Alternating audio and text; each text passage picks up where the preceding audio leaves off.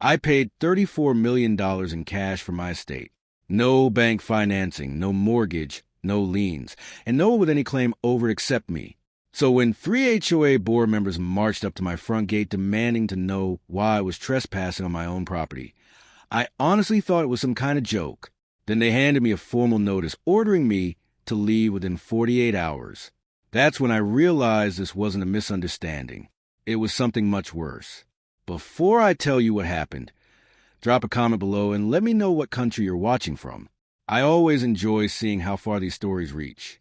My name is Daniel Pierce, and 6 months ago, I finalized the purchase of the Marlowe Estate, a massive oceanfront property perched on a cliff inside one of the most exclusive gated communities in the country.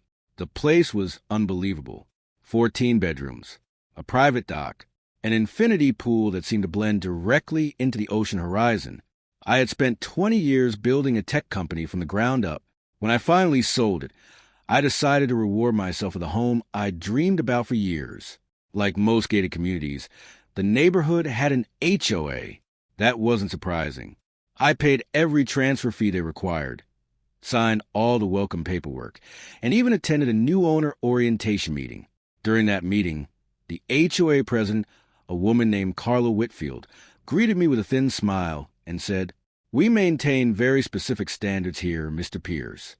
At the time, I barely gave a second thought.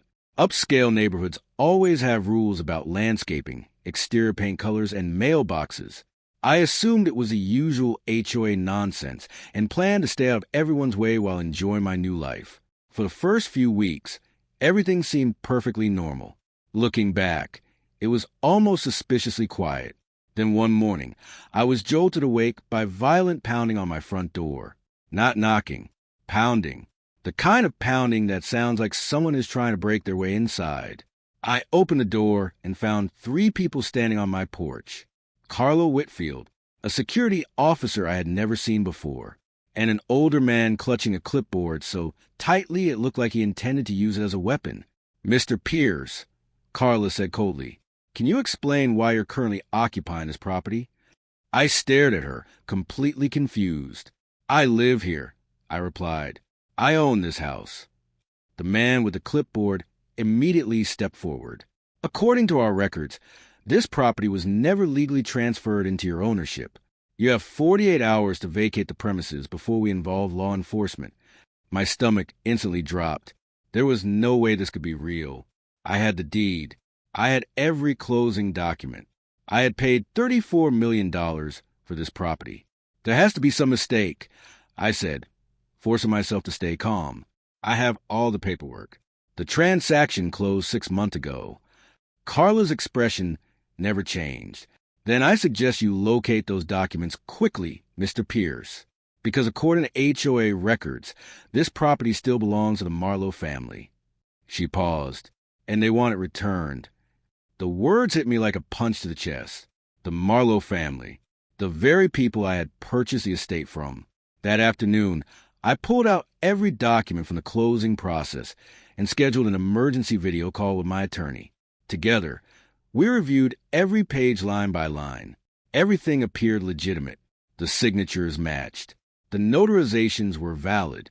The title transfer looked completely legal. But when my attorney accessed the official county records, we found something that made both of us stop talking. The deed in my possession didn't match the deed on file.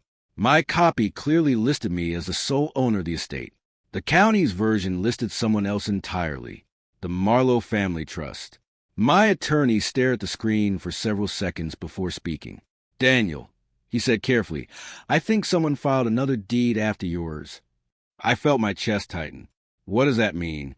"It means a second deed may be forged, and whoever submitted it appears to have backdated the filing to make it look older than your purchase." The room suddenly felt colder. On paper, someone had stolen my house. And the more I thought about it, the fewer people could have pulled off something like this, who had the influence to quietly push paperwork through county offices, who had the local connections to make a forged filing disappear without attracting attention. The answer kept pointing back to the same group, the HOA. So I started investigating Carla Whitfield. What I discovered changed everything. Carla wasn't just the president of the HOA. She was a Marlowe. Specifically, she was Robert Marlowe's younger sister, the same Robert Marlowe who had supposedly sold me the estate. Except there was one major problem. Public records showed Robert Marlowe had died 8 months before I ever submitted my offer on the property. 8 months, which raised a question I couldn't answer. If Robert Marlowe was already dead, then who exactly had sold me the house? I immediately called the real estate agent who handled the transaction. The number had been disconnected. Here's the rewritten continuation, keeping the same flow, pacing, and approximately the same length as the original. The real estate agency she supposedly worked for had never even heard of her. At that point, the truth became impossible to ignore. I hadn't been targeted by a loan scammer. This was a coordinated operation involving people with access to county records, legal filings, and an entire gated community willing to support a fabricated story. And now they were trying to reclaim the estate without paying a single dollar, while my $34 million had already disappeared into their scheme. That night, sleep was impossible.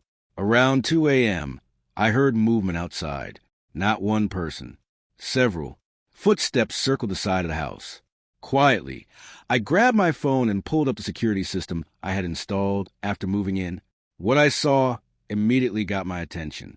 4 individuals were standing beside the utility box, cutting the power line feeding my main electrical panel. I considered calling the police, but I decided not to.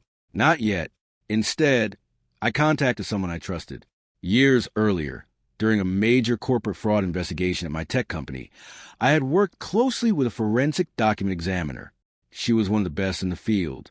I gathered everything I had: the deed, county records, closing documents, Carla Whitfield's information, every piece of evidence. Then I sent it all to her. The next morning, she called me back. The first sentence out of her mouth changed the entire situation. "Daniel, the original Marlowe deed wasn't legitimate either."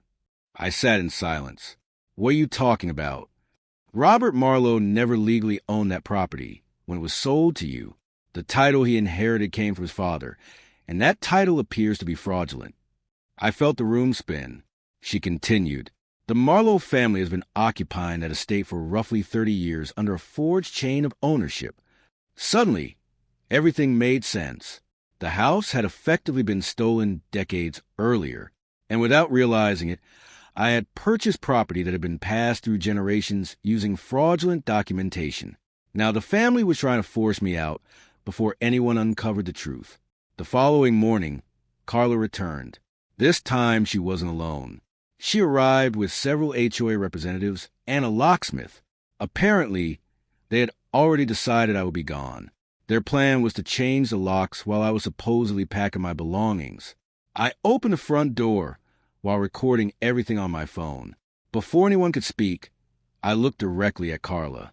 "Before you do anything," I said calmly, "you should probably know that I discovered who actually owns this property." Carla immediately stopped walking. "It's not the Marlowe family," I continued, "and it isn't me either." For the first time, I saw uncertainty cross her face. I held up a folder. County archive records from 1987 show that this estate legally belonged to the Castellan family. They're the original owners. According to the documents, your father pushed them out using a forged deed more than 30 years ago. The color drained from her face. I kept going. "I've already forwarded the evidence to the county fraud division."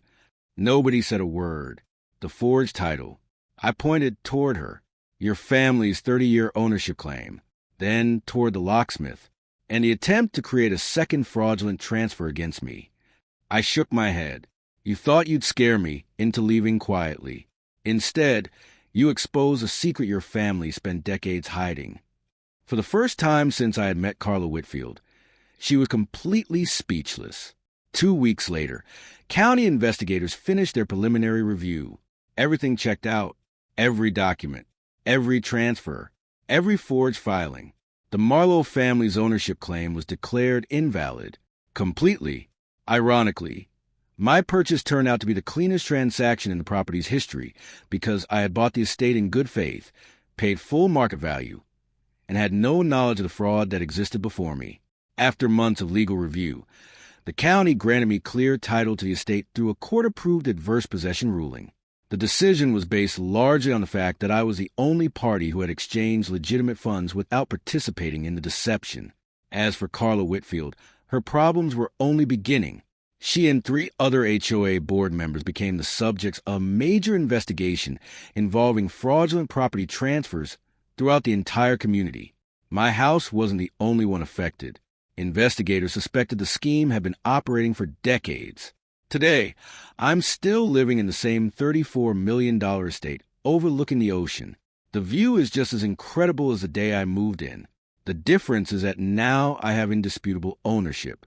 And one more thing, I'm also a member of the HOA board. Trust me, the very first policy I pushed through had nothing to do with landscaping or mailbox colors. It involved making sure nobody could show up at a homeowner's front door at 6 o'clock in the morning pretending they owned the place. If you made it this far, let me know in the comments. Would you have fought to keep the house? Or would you have walked away?